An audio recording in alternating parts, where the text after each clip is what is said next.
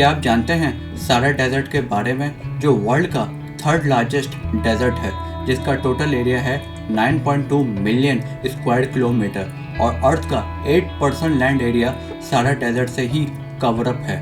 Sahara desert का size इतना बड़ा है कि ये 10 कंट्रीज तक फैला हुआ है और वो कंट्रीज हैं Algeria, Chad, Egypt, Libya, Mali, Mauritania, Morocco, niger, Sudan and Tunisia, जो कि सारे अफ्रीकन कॉन्टिनेंट्स कंट्रीज हैं। सहारा डेजर्ट का एक और मेन अट्रैक्शन है उसकी खूबसूरत सैंड ड्यून्स, जिसकी हाइट 600 फीट तक ऊंची होती है और यह सहारा डेजर्ट के 25% एरिया में फैली हुई है। लेकिन आज हम जिस सहारा डेजर्ट को जानते हैं, देखते हैं, जो कि एक हॉट डेजर्ट है, रेगिस्तान से भरा हुआ है, वहाँ पर रहना बहुत ही मुश्किल है। लेकिन एक टाइम था सहारा इतना ग्रीनरी और वेट एरिया था कि यहाँ पर कई सारे ह्यूमंस और एनिमल्स रहा करते थे। इसका एविडेंस उस टाइम पर रहने वाले लोगों ने पत्थरों और चट्टानों पर पेंट या स्कल्पटिंग करके बताया है उस टाइम के सहारा एरिया के बारे में, कि उस वक्त सहारा में कई तरह के एनिमल्स हुआ करते थे, जैसे कि हिप्पो, जिराफ, और वहाँ रहने वाले लोग फार्मिंग किया करते थे, जिसका मतलब उस टाइम का सहारा का क्लाइमेट बिल्कुल अलग हुआ करता था आज के टाइम के कंपेयर में। सहारा एरिया 15,000 और 11,000 साल पहले ये एक वेट और ग्रीनरी एरिया था, जिसका अंत 5,000 साल पहले हुआ है। और इस पीरियड को जियोलॉजिस्ट ने अफ्रीकन ह्यूमिड पीरियड कहा है और इस पीरियड को ग्रीन सहारा के नाम से भी जाना जाता है। इस ग्रीन सहारा पीरियड की शुरुआत इस तरीके से हुई थी, हमारे अर्थ प्लैनेट की टिल्ट और ऑर्बिट में चेंजेस आने के कारण सोलर एनर्जी की मात्रा 4 से 8% बढ़ गई थी हमारे अर्थ की, और इस प्रोसेस ने नॉर्दर्न हेमिस्फीयर के साइड को गर्म कर दिया था। नॉर्दर्न हेमिस्फीयर की गर्म हवा ने सहारा एरिया को मॉइस्चर किया, जिसके कारण सहारा एरिया में बारिश हुई और इस प्रोसेस को अफ्रीकन मानसून कहा गया। तब से हर साल सहारा के समर सीजन में बारिश होना शुरू हो गई। सोलर एनर्जी बढ़ने के कारण सहारा एरिया का टेम्परेचर भी बढ़ा, खास तौर पर समर सीजन के दौरान, और सहारा एरिया में वेजिटेशन भी बढ़ा, प्लांट्स और सॉइल की मॉइस्चर कैपेसिटी भी बढ़ी।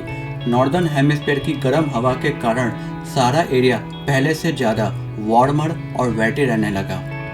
मॉइस्चर बढ़ने के कारण सहारा में वाटर बॉडीज़ की कैपेसिटी भी बढ़ गई, जैसे कि लेक्स और वेटलैंड की फॉर्म में, और उनमें से सबसे बड़ा लेक ऐसा था जिसकी गहराई 160 मीटर थी और उसका total cover up area 3,40,000 square kilometre था।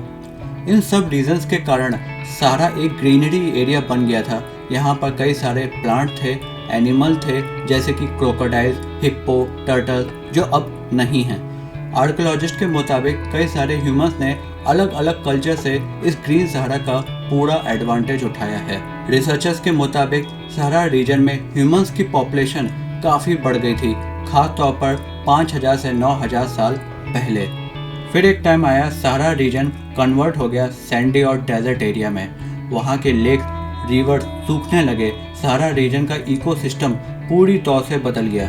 जिस मॉइस्चर के कारण सहारा रीजन ग्रीनरी रीजन में बदला, उस मॉइस्चर में 5,500 साल पहले गिरावट आना शुरू हो गई।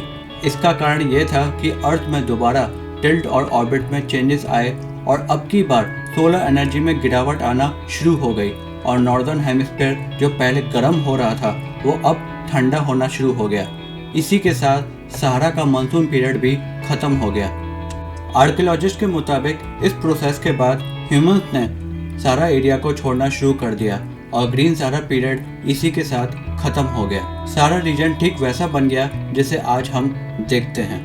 एक इंटरेस्टिंग फैक्ट, सहारा रीजन कई बार ग्रीनरी और वेटलैंड एरिया में कन्वर्ट हो चुका है और आगे भी सहारा रीजन ग्रीनरी और वेटलैंड एरिया में तब्दील होता रहेगा हर 20,000 सालों के बाद, और हर बार की तरह उसका एक ही कारण होगा, अर्थ में ऑर्बिटल चेंज आना और उसके कारण सोलर रेडिएशन में तब्दील होना, और उस तब्दील के आने से मानसून पर फर्क पड़ना, खास तौर पर सहारा रीजन पर।